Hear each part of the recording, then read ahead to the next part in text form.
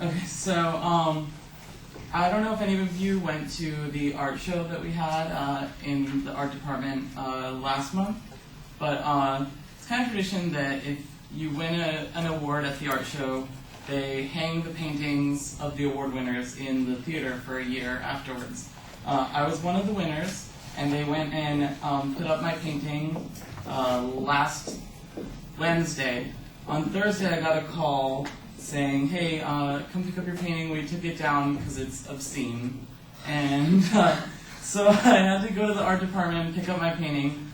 And everyone in the art department was like, this is so crazy that they thought this was obscene. There's nothing obscene about this painting. It was not a controversial painting at all. So I thought I'd show you guys that painting. It was this, a statue of a Christian angel.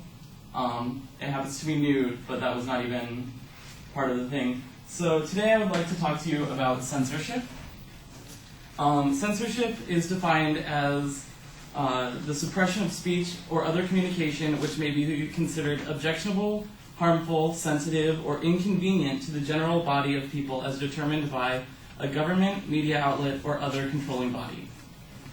Today I'm going to talk about a specific body that is censoring in America, and that is the MPAA. I'm going to explain what the MPAA is, why it's destructive, and what we can do about it.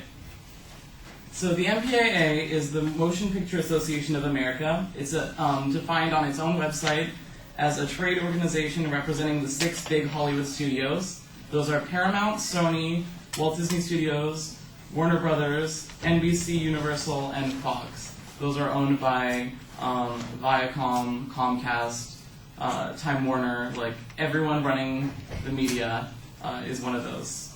On their website, they say they were founded in 1922 as the Motion Picture Producers and Distributors of America, the MPPDA.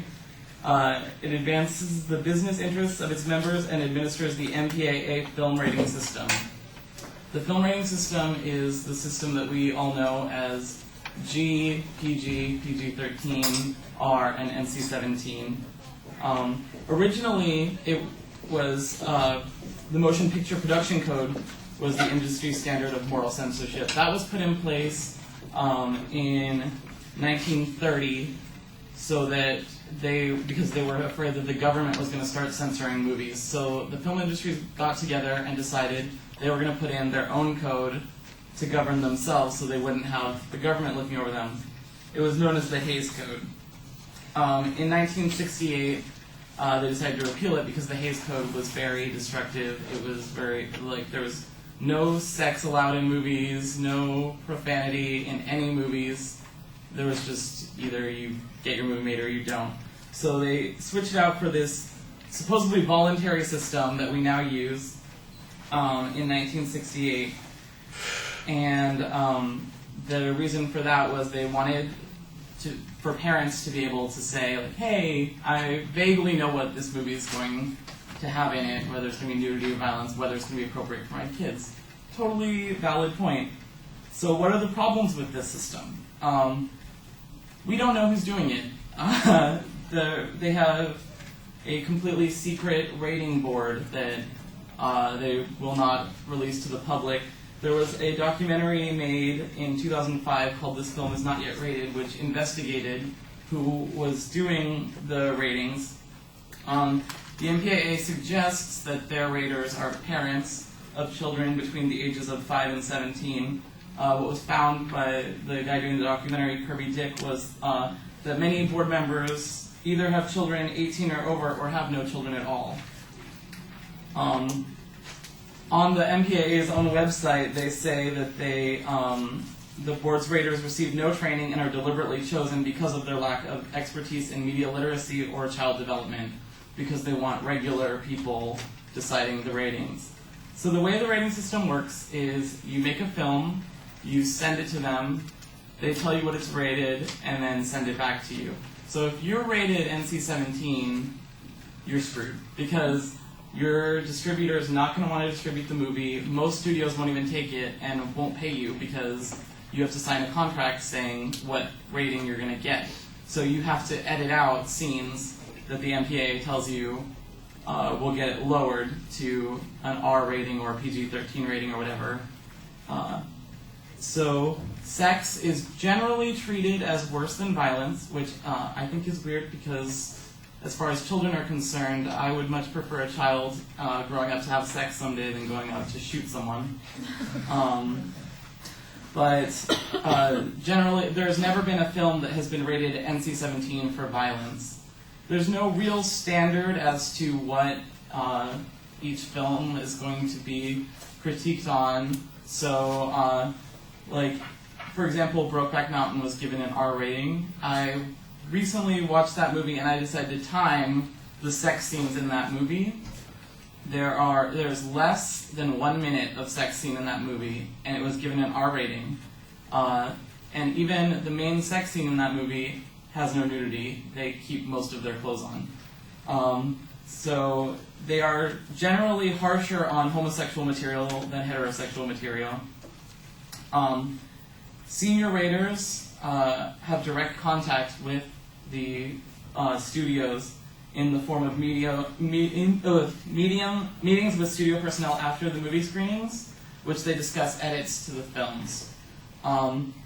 In the same film, this film is not yet rated, they talked about the appeals process, which is if you get an NC-17 rating, you can go back and say, I don't agree with this, can you watch it again? It is shown to the raters again.